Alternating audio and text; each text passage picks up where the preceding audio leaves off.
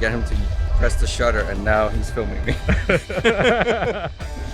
At least I'm bait and switch. I'm like, hey, you want photos of your car? And then I make it work.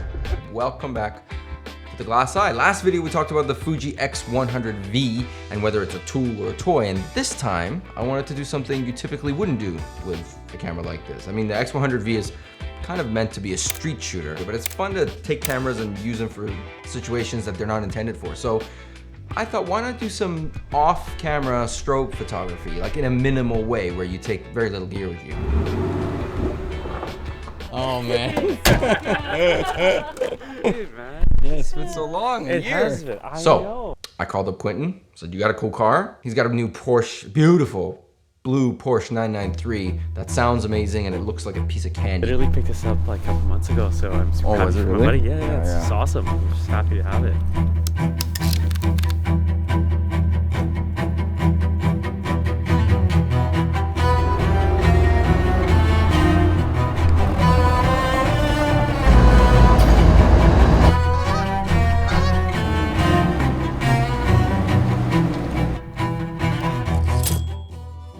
So I wanted to keep things simple, so I used this Godox AD200, plenty of power, and it does TTL, and then I've got a remote trigger. So the idea was to put the camera on a tripod and have that remain stationary and have the light move around and capture a bunch of different exposures, and then in post to create a composite of those exposures by using the pieces of each exposure that you want.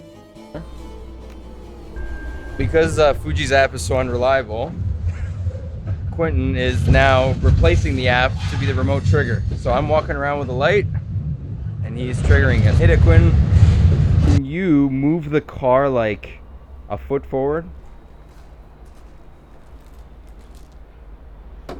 This brings us to my biggest issue with the Fuji system, and it's not the Fuji cameras, but the freaking app. The app is, when it works, it's great, but that's a big if. Sometimes it takes a while to connect, and when it does connect, it's like sometimes it freezes, sometimes it disconnects, and it can drive you nuts. So what I wanted to use it for was to use it as a way to remotely trigger the camera and even preview each frame as I'm shooting it. Worked for a couple frames, and then it just froze. Not ideal. I'm definitely glad it was a friend and not a client.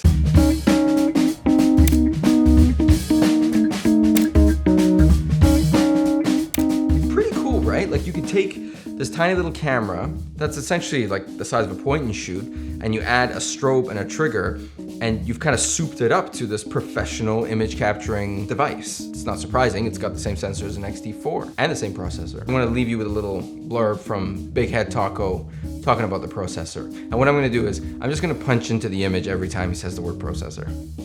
Have a good one. 6 or 7 cameras that have the exact same processors. In fact, the processor in there, the X Processor 4, is the same one that's in the latest, greatest GFX 100S and 100. It's the same processor. So that processor can handle 100 megapixel raw, uncompressed files, and that same processor is in this camera here. So it's actually, it's overkill in terms of a processor.